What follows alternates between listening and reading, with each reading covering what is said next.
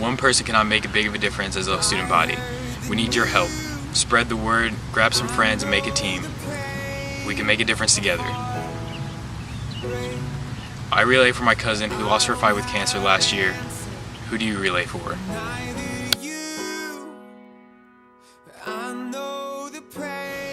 Okay, go.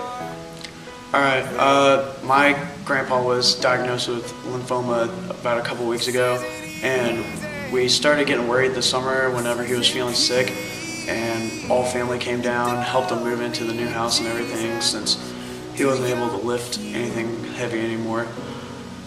It's hard to believe that he has this because honestly, he's probably one of the strongest people I know, and he lets everybody know that he doesn't show any weakness towards anybody. Also one of the funniest people I've ever met.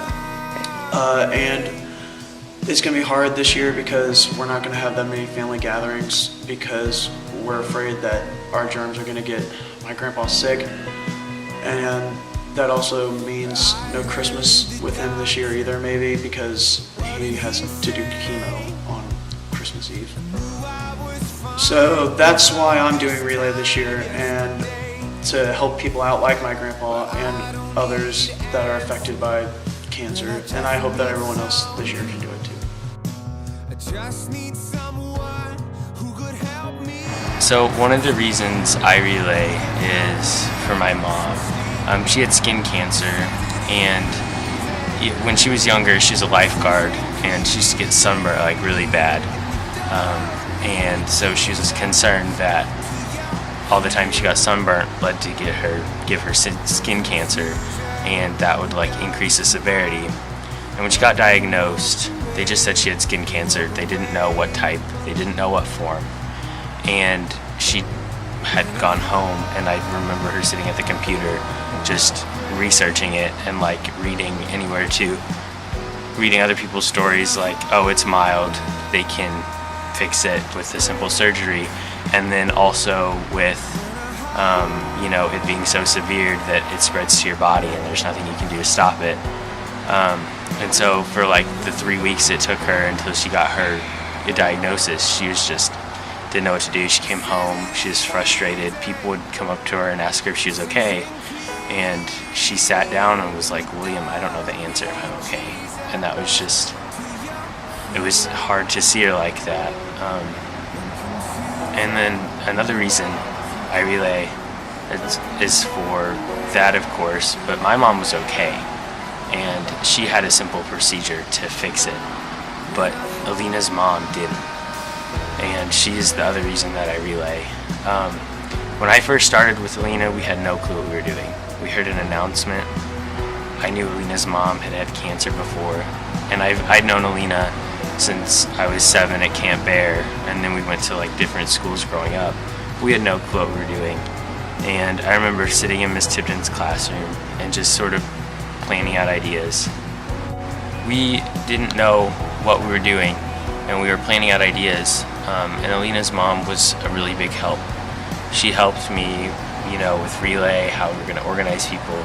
She taught me so many things. And I remember the last conversation I had with her. We were coming home from a meeting, and Alina had to run inside to get something. And we were talking for a little while about what we had to do at the meeting, and she had said to me, William, thank you so much for doing this with Alina.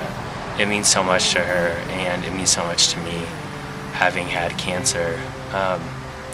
And I just want to thank you so much for all that you've done, because you're helping a lot of people's lives. And I just want you to do one thing for me, is just always make sure that Alina's okay, and that, she gets frustrated with this a lot, and just make sure she's okay. And I was going to thank her for all of the times that she had helped me, because she taught me so much. But Alina ran back out to the car, and I never got to thank her. And then, Relay ended that night, and I remember we were I got the news Alina's mom was in the hospital, and I didn't go see her. And then we were at a cross-country meet, and I was asking Alina about her mom, and she said, oh, she's in the hospital, she's fine, but she doesn't want visitors. And then she passed away, and I never got to thank her for anything, and that was really hard, because she taught me a lot, and then she taught Alina a lot too, but it was hard to watch their family go through that, and that's why I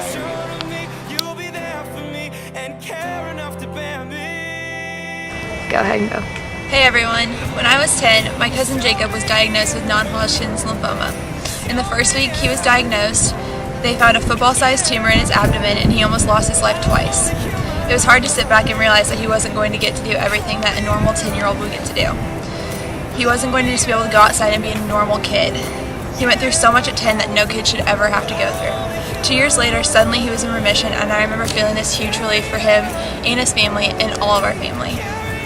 Through his fight, his family lost so much financially, spiritually, and physically, and mine learned so much from them. He is so lucky and is still such a fighter.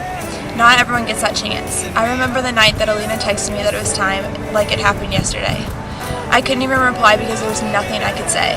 I went straight to my mom and just hugged her forever, realizing how blessed I was to be able to do that. We are blessed with the people that are still with us every day and with the people that fight for their lives every day. I relay for the people who can't anymore and for the survivors who fought for their lives. Who do you relay for?